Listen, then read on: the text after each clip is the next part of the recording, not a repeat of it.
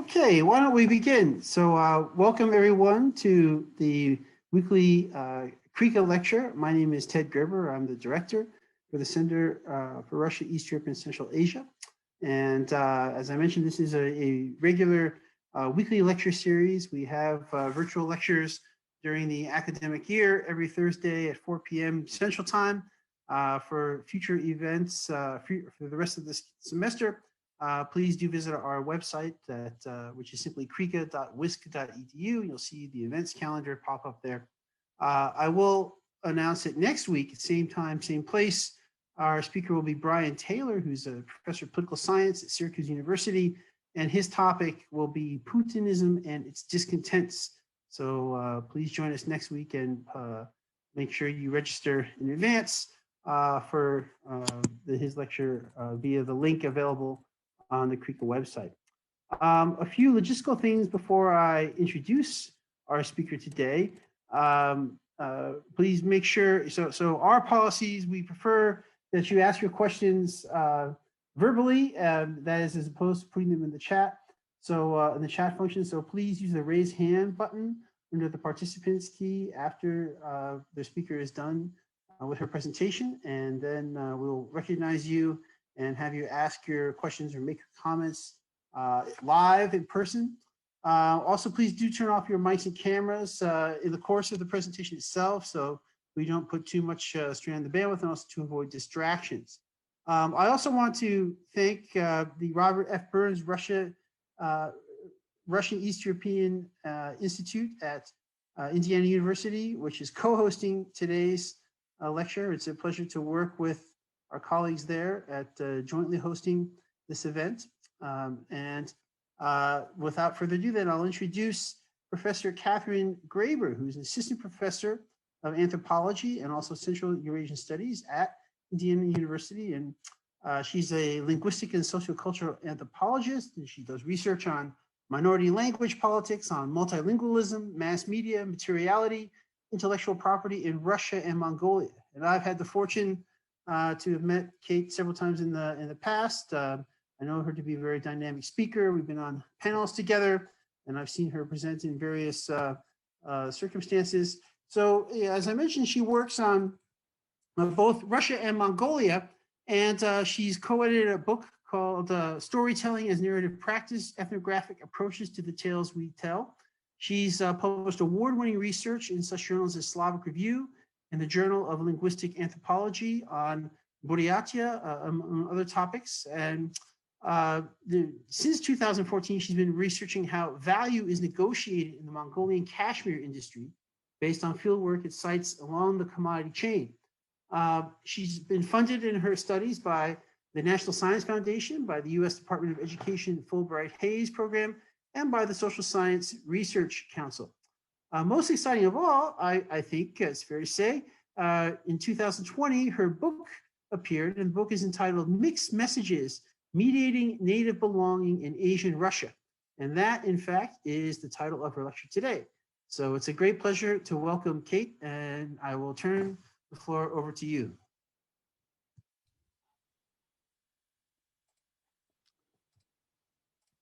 Thank you so much, Ted, for that lovely introduction. I hope you didn't oversell me as a dynamic speaker here on Zoom especially. And thanks also to Jennifer Tischler and to Ted and to Sarah Phillips for the invitation to speak to you all today, and to Veronica Hayes and Carol Long also for arranging this event with such aplomb. They made everything really, really easy.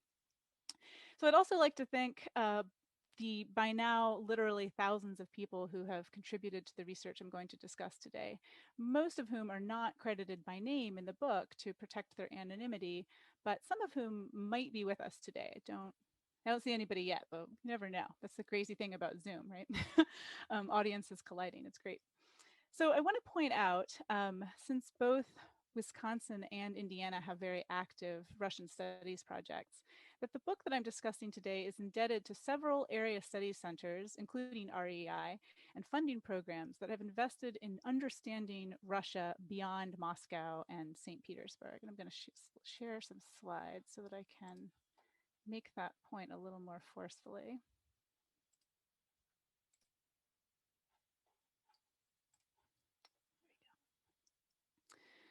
So we have a problem in Russian studies outside of Russia that we still have due to logistical challenges and ideological positions, um, and perhaps just blind spots too, a dearth of research on Siberia and the Russian Far East. So I made this map for the book when I couldn't find any adequate publicly accessible map that centered Asian Russia, east of the Urals, in English, with its regional capitals. And I think that really underscores the problem in Anglophone literature on Russia. So although it covers nearly 1/10 of the Earth's landmass and hosts remarkable cultural and linguistic diversity, political conditions and stereotypes have conspired to prevent the sustained research that the region really deserves. So in historical treatments, Siberia has often been considered either incidental to Moscow's and St. Petersburg power or neglected entirely. And the many people inhabiting the space, including diverse Mongolic, Turkic, and Tungusic-speaking people, political exiles and convicts, and recent migrants from other parts of the former Soviet Union, have most often been studied for what they show about how European Russians have conceived of themselves and understand themselves. And that emphasis in scholarship has revealed much about how ethnic Russians have used Asian populations, especially native or indigenous Siberians, as a quintessential other against whom Western Russians have figured themselves as civilizers and as builders and or as saviors. And I'm not anti that exactly. Such studies have productively shown the importance of looking beyond European Russia for understanding Russian self-conceptions, but at the same time focusing too narrowly on the view from Moscow or historically St. Petersburg also risks perpetuating a notion that native Siberians are important only as foils. Geographically, Siberia is a heartland and the bulk of the country, not a periphery.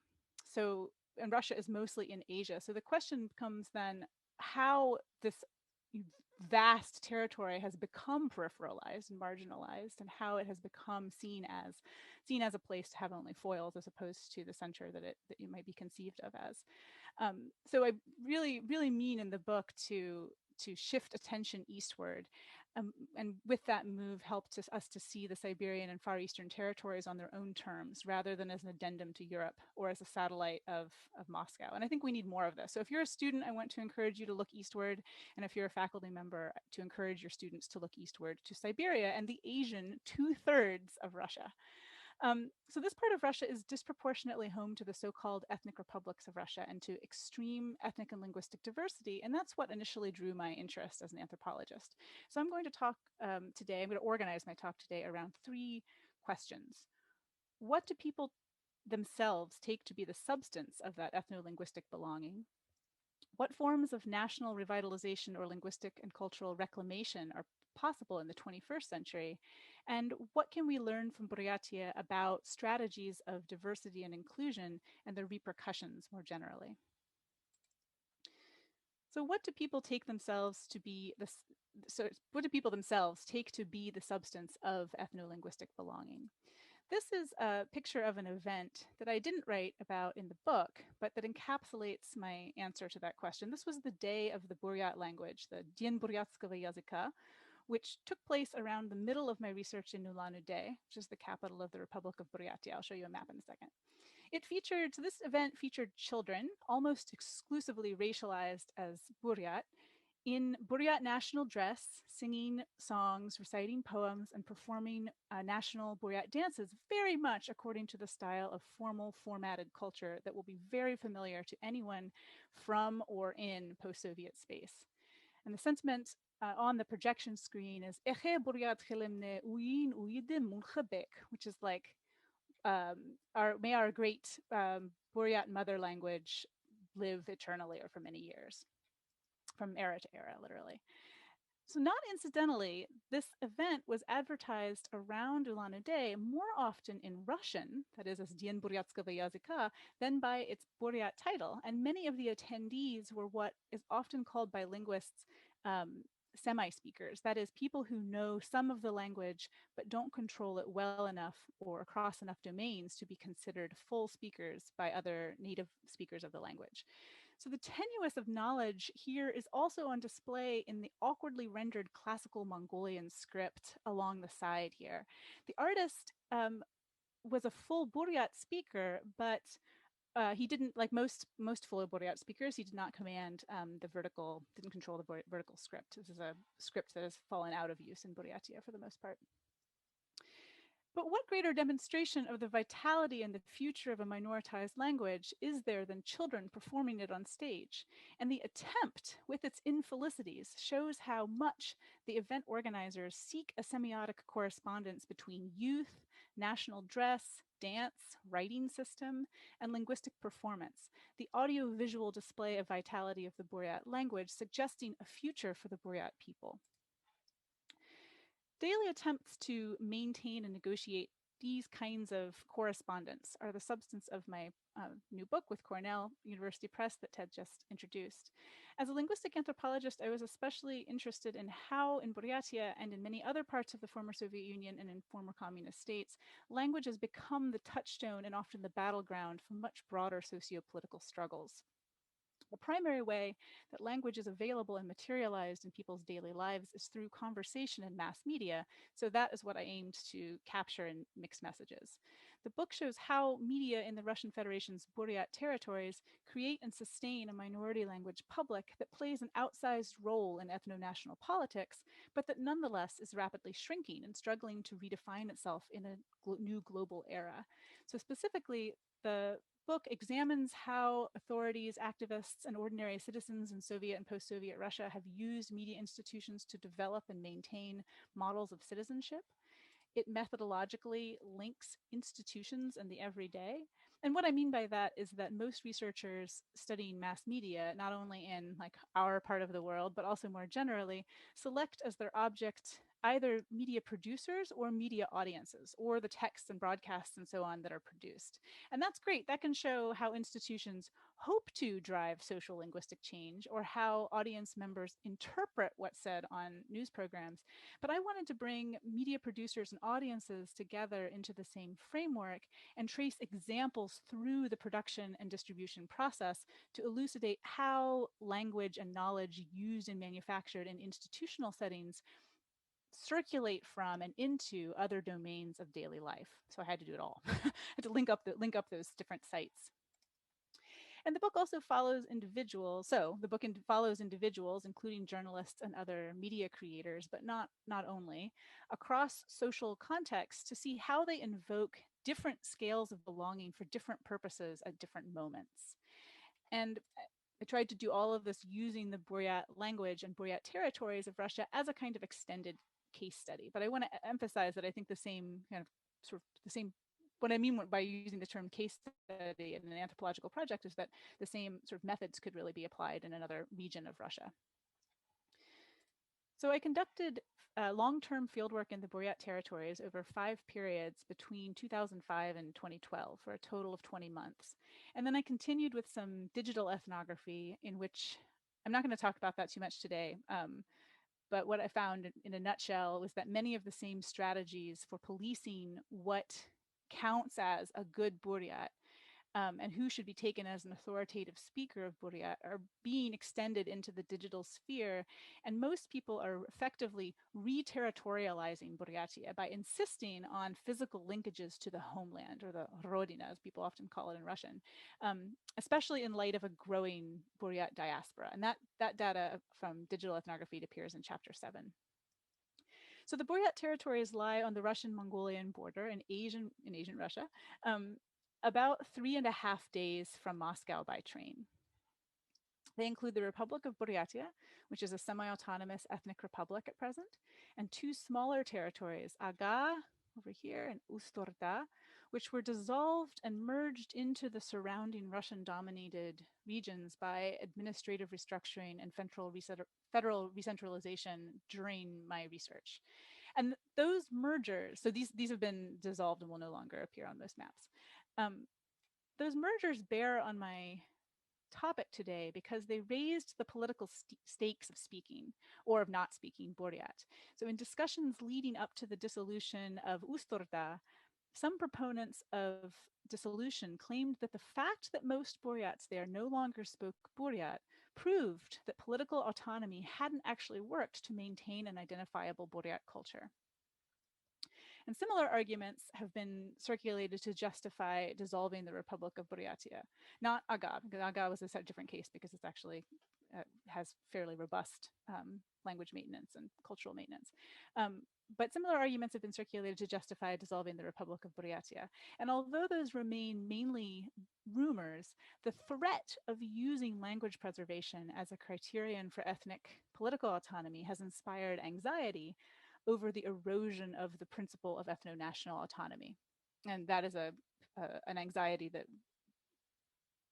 is present beyond Buryatia as well, of course. So I collected ethnographic, sociolinguistic, and archival data on Buryat Russian language use and on the development, consumption, and production of local media across a range of platforms, including print, radio, television, and some new or digital media, new in quotation marks. So during all 5 research periods, I was based in Ulan-Ude, where I lived with host families in private apartments and briefly in the dormitory of Buryat State University. And from this base, I conducted field research at different times in most of the most of the districts of the Republic of Buryatia, like the different regions, and also in Ustarda and Aga. Ulan-Ude is perhaps best known for hosting the world's largest head of Lenin, but it's also a multi-ethnic, multilingual post-Soviet city that bears the traces of Buryatia's long integration into the Russian Empire and Soviet Union in more subtle ways than the giant head. There are Ukrainians, Armenians, Azerbaijanis, Tatars, and so on in Ulan-Ude, in addition to native Evenki, Soyots, and Buryats alongside Russians. It's majority Russian by ethnicity, according to the 2020 census, and overwhelmingly the language of public life is Russian, which leads to a kind of stereotype that it's primarily a Russian-speaking city. Indeed, part of what being urban, Garadskoy, in Buryatia, part of being urban is speaking Russian. And that's true not just in Buryatia, but in other parts of Russia as well. But there are many Buryat-speaking families in Ulan-Ude who use Buryat at home and in religious contexts. And in my research, I focused on institutional contexts, namely media institutions, where Buryat was used alongside or instead of Russian in the workplace. So one of the main things that I show in the book is that Buryat is looked down upon in some contexts, but it's valorized in certain contexts and by certain audiences. In other words, it's not simply a matter of Buryat being not prestigious and Russian being prestigious, or vice versa, in fact. It rather depends on audience and the scale of belonging that you're trying to invoke in a particular interaction. So reasons you might temporarily use Buryat, for example, even if you use Russian most of the time in your daily life, include because you're going to the Buddhist Datsan or a shamanic ceremony that's heavily associated with Buryatness, maybe because you're demarcating a domestic space that's comfortable with friends or family, or because your coworkers use Buryat and you're trying to fit in, even maybe trying to get a job in a Buryat owned business, for example. So methodologically, this was a 3-part study. First, I wanted to see how media become the kind of material stuff of people's daily lives. That is, how they're used, sometimes not for the purposes for which they were intended. So in these slides, of Buryadunen, in these slides, pages of Buryadunen, the flagship Buryat language newspaper of the Republic of Buryatia, are being used to wrap sacred Buddhist texts in place of traditional silk brocade and to cover an offering plate here, for example. That's a page of Buryadunen. And you might also use some crummy Russian language celebrity newspaper. You might use that to sell peanuts on the street, for example. So media works its way into people's lives in all sorts of unexpected ways, beyond like intending to buy a newspaper and read the newspaper, right?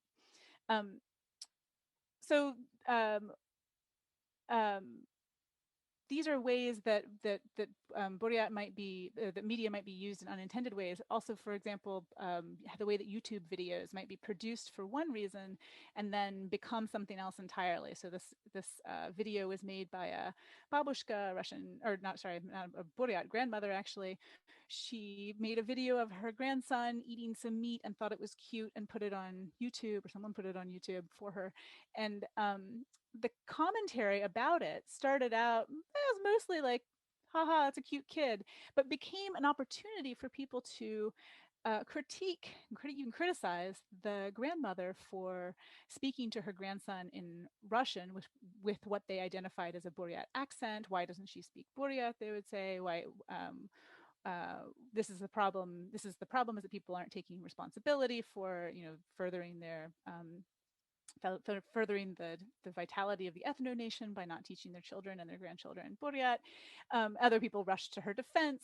So it became a kind of, and this often happens, right? That media that's produced for one purpose becomes an opportunity to have some kind of debate or disagreement, and see, therefore, if you're the researcher, the sort of the crux of problems in ethno-linguistic belonging that the original poster didn't intend at all. So my research also included a lot of time in people's homes. I did a household media survey of about 60 households in both urban contexts and in rural areas in the districts of Buryatia, where I observed media practices and recorded what was in people's homes. I interviewed people, often watched TV or listened to the radio or played video games or otherwise participated in daily media practices. So this image on the top left is from a villager's home in eastern Buryatia. But what it depicts is really typical of the area. Circulating through any one household, there might be Tibetan texts, like these in the middle, handwritten Buryat prayers, like this, Russian language newspapers produced at the level of the Federation. I see Rossiyskaya Gazeta back here, for example, or in Ulan-Ude at the level of the Republic. There might be Buryat language newspapers. You can see Buryadunen peeking out down here, for example.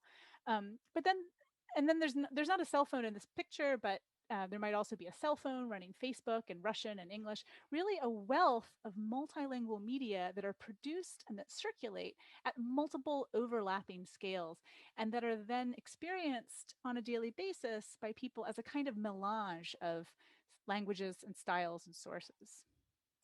So I focus in the book on mid-level regional scales of belonging between the hyper-local and the federation. So media could be produced at any of these scales, what are usually called markets in media research. But because they're experienced by people like in this kind of overlapping way in their daily lives, they're not separated like that for most people most of the time. So I focused on these levels, the sort of regional and district levels, for a couple of reasons. I intended it in part as a corrective to studies of media and globalization, because in our increasing analytical focus on the local and the global, we really risk, like here's the local and here's the global, we really risk losing the regional. In a multinational state like the Russian Federation, it is at this middle regional level where most ethno-national politics play out. So media produced by and for the Republic of Buryatia, Aga, and Usorda most clearly articulate, both explicitly and more often implicitly, the position of Buryats and Buryatia within national and global imaginaries. And so this is also the scale at which most native language media are produced at these regional and district levels. So I also wanted to document and understand the linguistic practices and ideologies of the journalists and activists who produce this minority language media. So I interviewed journalists and conducted workplace observation at media institutions, both bigger and smaller. That was the Buryat State Television and Radio Company, and this is the Anginsky affiliate of the Chita State Television Radio Company.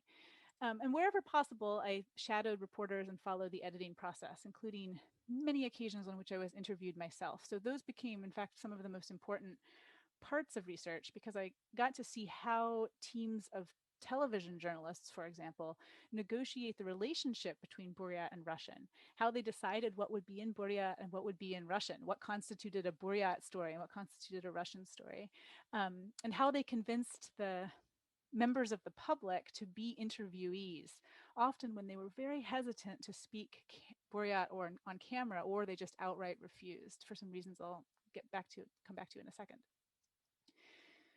And then I could watch the resulting broadcasts with audience members in their homes and in interviews and focus groups. So I got to kind of link up all of the sites and see the total circulation, production and circulation.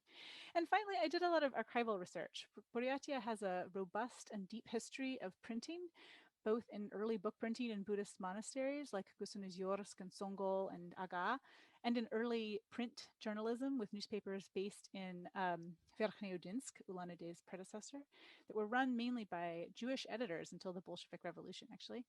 So those are two traditions that date to the late 19th and early 20th centuries. Despite the fact that a lot of contemporary Buryats kind of tragically believe that their print history and their print culture started in the early Soviet period. In fact, it stretches back earlier to the late 19th century. In any case, those newspapers make it possible to get a sense of how the relationship between Russian and Buryat in print has changed over more than a century. And as any historians watching this know, one of the great things about, any historians here today know, one of the great things about conducting research in the former Soviet Union is that state socialism as a regulatory system compelled everyone, including journalists and administrators and media institutions, to constantly self-document. So editorial meetings today are not well recorded, and a lot of decision-making happens informally in side conversations. But during the Soviet period, the editorial board of a newspaper or a radio station was nearly synonymous with the Communist Party organization of that institution. And they kept assiduous notes of what amounted to editorial board meetings. So those documents are very rich, including a lot of explicit discussion about linguistic decisions, challenges producers faced in the challenges that producers faced in creating Buryat materials and their projected or expected audience. And I point that out partly because I want more people to use. I'm hoping more people can use these really great and rich resources from editorial boards. For anybody studying the history of media. So when I started fieldwork for this project in 2005, I was interested in Buryat as a case of language maintenance. There are 329,100 total self-reported speakers of Buryat today, and that number is based on census data collected from across Mongolia, the People's Republic of China, and Russia. So speakers are concentrated in Russia and northern Mongolia and in the Shinahin region of Inner Mongolia in the PRC. And the last all-Russian census in 2010, because the 2020 data hasn't been totally collated yet. From the 2010 census, 218,557 people within the Russian Federation reported controlling Buryat. And so several thousand of those respondents reported their ethnicity as something other than Buryat, but most said they were Buryat, and most lived in the Republic of Buryatia and the neighboring Buryat territories. So that makes this the sort of Buryat territories the sort of epicenter of Buryat language production. And that number also, I should point out, makes Buryat one of the major indigenous languages of North Asia, second only to Sakha-Yakut, despite over 4 centuries of Buryat Russian contact in which Russian has decidedly been the code of general political and economic power. So I was curious about how maintenance had been achieved to the extent that it had.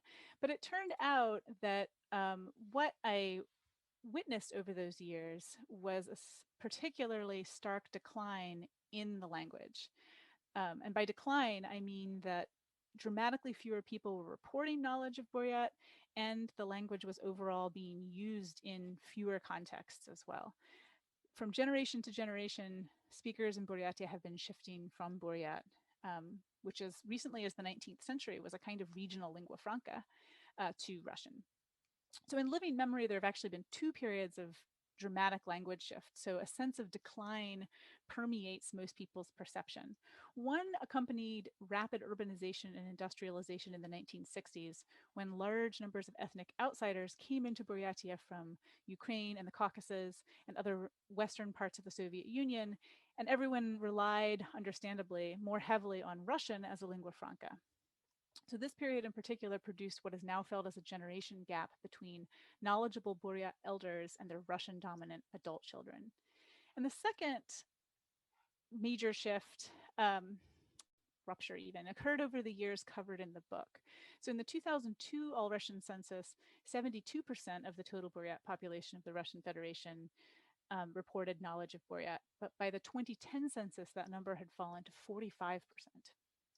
Now, within the Republic of Buryatia, the decline has been even sharper. In the same period, the percentage of the Republic's Buryat population reporting their native language as Buryat remained constant and high at, the percentage of the Republic's Buryat population reporting knowledge of Buryat fell from 81% to 43%. But the percentage of Buryats reporting their native language as Buryat remained constant and high at 82%. For some reasons I'll get to in a second. So the dizzying drop is likely due in part to changes in how linguistic knowledge is understood and reported on census forms. It's common in the former Soviet Union to consider one's native language, that is родной язык, to be one's heritage or ancestral language, or what we would say in English is one's heritage or ancestral language, regardless of actual competence. So Russian censuses have been uneven in how or whether even they elicited the distinction between a language that one knows and a language that one affiliates with. So the part of the reason for this decline is a change in which more contemporary census forms, including the 2010 census, have allowed respondents to specify whether something is your родной язык or a язык that you, a language that you владеете, control, or know is not. But still, even with that change, in under a decade, the census figures suggest significant shift away from Buryat. And more subtly, over those same years, Buryat was receding from public life, albeit unevenly. So in the book, I argue that making and consuming media and using language are daily practices by which people perform and negotiate their citizenship within different scales of belonging: the federation, the republic, and the city or district, as well as clans, ancestral lineages, extended families, and Buryat and Russian-speaking publics that are aligned with state borders unevenly at best. So that brings me to this second question. What forms of national revitalization or linguistic and cultural reclamation are possible in the 21st century? Massive social transformations over the 20th and 21st centuries have left many people in Buryatia with a profound sense of loss and seeking reclamation. And I really think that that is the right word in English. Because, I mean, to reclaim and seeking reclamation as opposed to revitalizing something. Because the Buryat language has been so strongly tied to a sense of Buryat belonging, loss of the language has come to index or point to a broader loss of cultural continuity. Thus, language has become a touchstone in debates over Buryat cultural loss and a central sort of domain for reclamation. However, the specific media and linguistic resources available for performing this reclamation have been shaped by state-driven modernizing projects that were never felt to be complete and that ironically hastened the very changes that are now being battled against. So this has created a serious disjuncture that makes it very difficult to speak Buryat today in socially satisfying ways.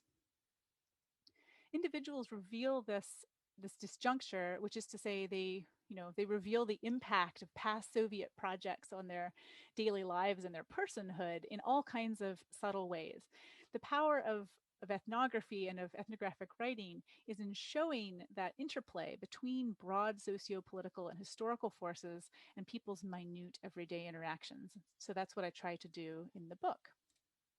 And by the same token, I'd like to address Soviet state policies of minority inclusion and exclusion for the remainder of my talk today by beginning not with historical background, but rather with a question that reveals the lasting impact of those policies.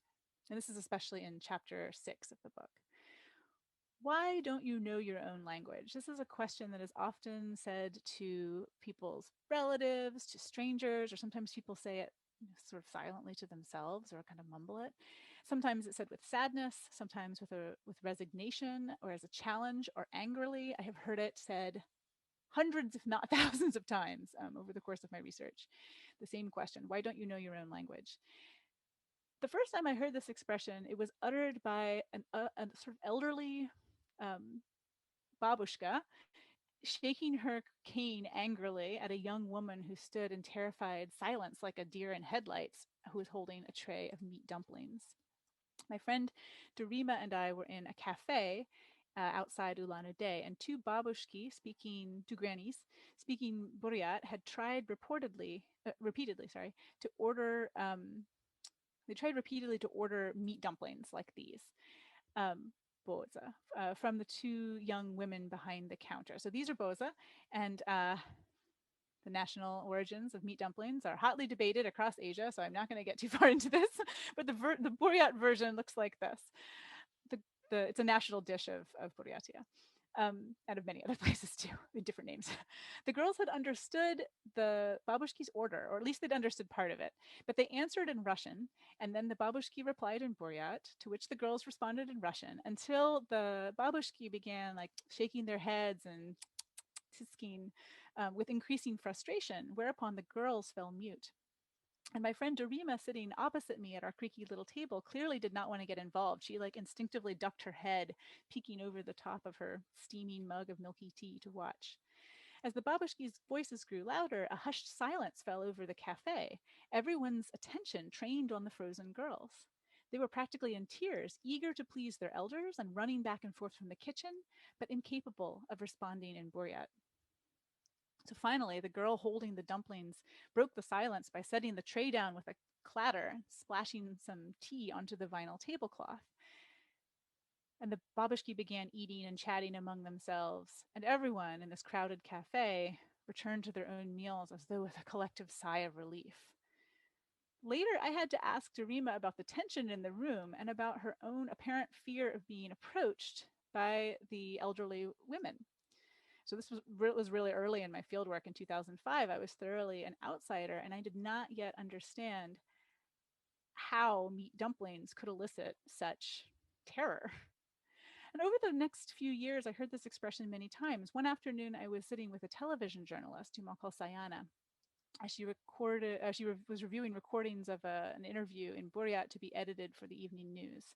So there were a lot of ums and pauses, and the man that she was interviewing, or that was being interviewed, looked really uncomfortable. And he switched frequently into Russian away from Buryat, and eventually he pointed to his friend and suggested that they interview him instead. And Sayana, watching this later, tapped the screen with her pen, sort of sighed, and she said, "Why don't you know your own language?" What in the world does that mean, though, to not know your own language? In post-Soviet Russia, I mean, from outside of post-Soviet Russia, it makes no sense. Like this is a category that of usually to be a native speaker of a language means that you acquired it, started learning it and speaking it on a regular basis before the age of 5 or 6, perhaps. Um, uh, and it doesn't. It's kind of like not. It's almost nonsensical to say like how could you not speak your own language? But in post-Soviet Russia, again, people often identify their own native language, the родной язык, as their ancestral or their heritage language, which does not necessarily have anything to do with competence. So thus a person might identify her native language or own language, свой язык, as Buryat based on her cultural or ethnic self-identification as a Buryat without claiming active or passive knowledge of the language's grammar or lexicon. And as for knowing or not knowing, these are variable and shifting attributions. Dorima claimed that she had no knowledge of Buryat, um, even though I'd witnessed her on many occasions carrying on bilingual conversations with her relatives, they speaking Buryat and she responding in Russian, what we call in linguistics non-accommodating bilingualism sometimes. So there are many people like Dorima and the girls at the cafe, especially in their 20s and 30s during my fieldwork, who have excellent passive competence in Buryat, but cannot or will not speak. And others speak Buryat as a first language, but are more or less illiterate in the literary standard. More rarely, someone might control the literary standard, but have little command of colloquial speech, which would me for a long time, actually. Um, And then there are still more who have many, many, many thousands of people, in fact, who have little or no passive competence, but excellent knowledge of the pragmatic uses to which Buryat as a code may be put. So an onlooker in the cafe, for instance, might not understand what was being said in Buryat, but can recognize when a speaker has switched into it and might understand that the babushki intensified their scolding by conducting it in Buryat, or that performing a toast in Buryat at a banquet demonstrates membership in a broader Buryat community. So such onlookers might be said to possess social or cultural knowledge of the indexical meanings of Buryat, or how Buryat points to larger ethnic, national, gender, or familial identities and affiliations. In other words, one need not self-identify as a speaker of Buryat to have some sort of knowledge about Buryat, or to be taken as a speaker by someone else.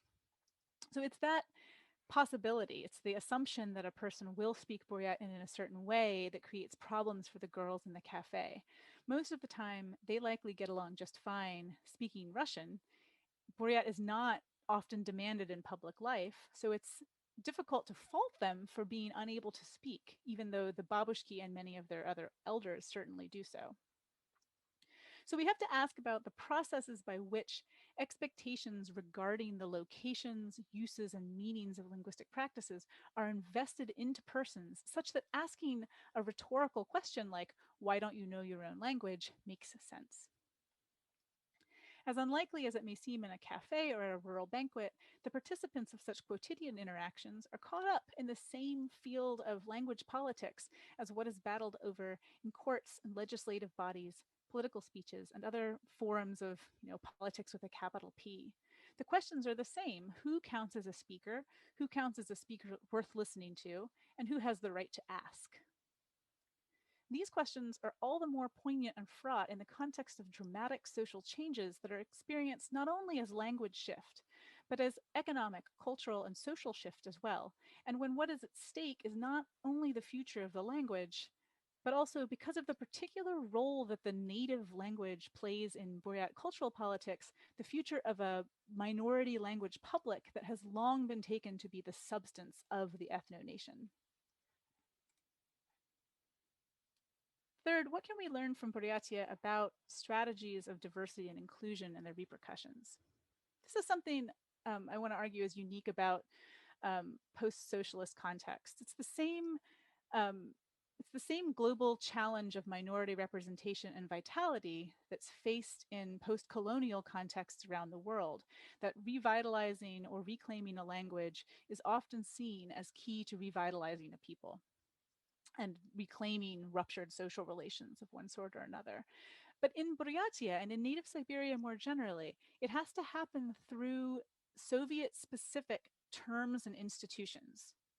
So for people outside, for people who study minority media and language revitalization outside the former Soviet space, the Buryat case presents a real puzzle in that regardless of actual usage or the level of endangerment, Buryat language media are legally provided for by the state on the principle that Buryat is the native, meaning in this case, the heritage or ancestral language of the titular nationality of the Republic. Now, outside of the former Soviet space, most people who study media, minority media and language revitalization have sort of assumed that producing media in the minority language will raise its status and protect the language. And the usually the state is not the primary supporter. And so it's been often been argued that, well, geez, if the state would only support minority media production, then we would have what we needed to revitalize the language and everything would be fine, almost like a panacea, like this is going to be the sort of magic solution. So Buryatia would seem to show us that this should be the case that we are going to have great language revitalization or great language maintenance, right? So because of this principle that by which Buryat is supported by the state, it does appear on the signs of state-run buildings alongside Russian. State news organizations and some private media companies as well provide publications, broadcasts, and limited web services in Buryat. Most of the media produced in Buryat parallels media in Russian, meaning that a radio station, for example, will have a Buryat language division and a Russian language division that may share material and stories. So on the face of things, I like this. Wait, sorry, this more. There you go. So on the face of things, too, the Soviet state actively and overtly encouraged and promoted the use of Buryat, tying literacy, specifically in Buryat, to the ability to drive a tractor and build a city. And in the later Soviet period, that participating in by reading a newspaper written in Buryat, published in Buryat, showed that you were a good Soviet citizen. This was especially clear, so that to be a good Buryat was to be a good Soviet citizen as well. And this was especially clear in how Russian and Buryat were institutionalized alongside one another with what were called duplicated or dublирование, like publications, where there'd be a Russian language newspaper and a Buryat language newspaper that would share material through the late Soviet period. That's the sort of basis for today's sharing as well. So the way that state-funded media today rather run duplicated news programming is sort of based on the same system. So all of this should put Buryat on good footing. The conventional wisdom is that having minority language media itself will be like the magic answer to minority language attrition, like provide it and they will speak. And yet the language is still on the whole receding. Why? Well, because in fact, these projects can have unintended consequences, especially when media are built up in an authoritative domain like news media to the exclusion of informal popular genres like children's programming and entertainment.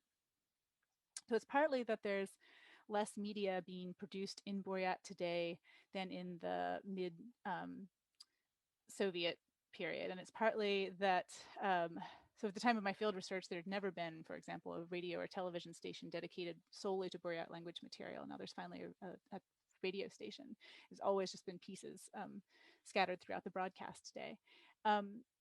It's also partly about claims to indigeneity. So elsewhere in the world, key goals of minority language media have been language maintenance and revitalization, which in turn have been understood as issues of indigenous rights. But Buryat speakers have not generally taken up or benefited from the romantic rhetoric of indigenous language endangerment and death, often marshaled in defense of minority language speakers elsewhere. So indigenous rights are not the primary framework in which Buryat leaders and activists have asserted their language rights or their rights to political autonomy. And this is something that I examine at length in the book in chapter 1. There's some anxiety in Russia that the Federation will dissolve along ethno-national lines, despite a strong countervailing trend toward Russian ethnic nationalism. So central authorities feel it necessary to constantly reaffirm the incorporation of semi-autonomous border republics like the Republic of Buryatia into Russia.